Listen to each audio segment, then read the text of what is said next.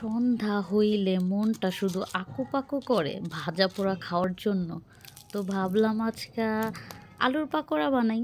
তো আলুর পাকোড়াটা অনেকটা মচমচে হইছে। তো এইটা আমি যেইভাবে বানাই, এইটা হচ্ছে আলুগুলা আমি কাইটা নিছি, সাথে নিছি পেঁয়াজ কুচিও কাইটা নিছি, একসাথে মিশায়া ধুইয়া নিছি। তো এর সাথে আমি যেটা দিব চালের গুঁড়া।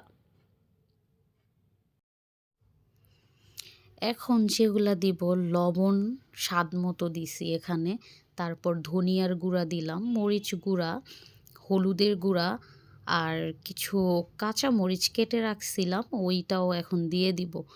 দিয়ে এটাকে তারপর মাখাবো। ও সাথে আরেকটা জিনিস দিব, সেটা হচ্ছে ম্যাগি মশলা। তো ম্যাগি মশলাটা হচ্ছে অনেকটা মজা লাগে, মুখের মজার জন্য দেই, এটা খেতে খুবই ভালো লাগে। তো এই জন্য ম্যাগি মশলাটা দেয়া। এখন এটাকে ভালোভাবে মেশাতে হবে। আমি মেশাচ্ছি খুব ভালোভাবে। তো এইখানে আমি আর কোনো পানি ইউজ করি নাই, কারণ আলুরই একটা পানি ছাড়ে, তো এটা থেকে আর এক্সট্রা পানি মেশানো লাগে না। তো যখন এটা আসলে মাখাচ্ছিলাম ভাবিকে দিয়ে, তো যখন দেখলাম চামিচে কোনো কামই হচ্ছে না, তো ভাবিকে বললাম এবার হাত লাগান, দেখেন কি হয়। তো যাই হোক, উনি ভালোভাবে আলু আর হচ্ছে চালের গুঁড়াগুলো ভালোভাবে মেখে নিচ্ছে। তো নেয়ার পরে হচ্ছে একটা ফ্রাই প্যান বসায় দিলাম, দিয়ে তেলটা গরম করছি, আর গরম হয়ে গেলেই পাকোড়াগুলো সুন্দর করে গোল গোল করে দিয়ে দিব। তো অলরেডি ভাবি দিয়ে দিচ্ছে, সেই এই কাজ করতেছে আর আমি ভিডিওর কাজ করতেছি। পাকোড়া আসলে শীতের সময় সন্ধ্যা হইলেই পাকোড়া খুবই খাইতে মন চায়। এটা আসলে খুবই মজার একটা খাবার।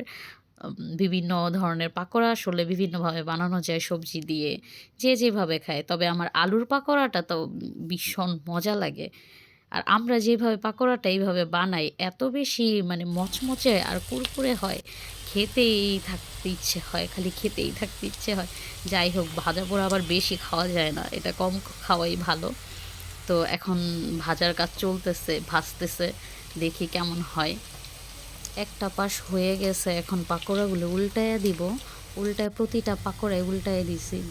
পাকোড়াগুলো অলরেডি হয়ে গেছে, এখন খাওয়ার পালা শুধু। তো এটার সাথে আমি টমেটো সস নিয়ে নিছি, খেয়ে দেখবো কেমন হয়েছে।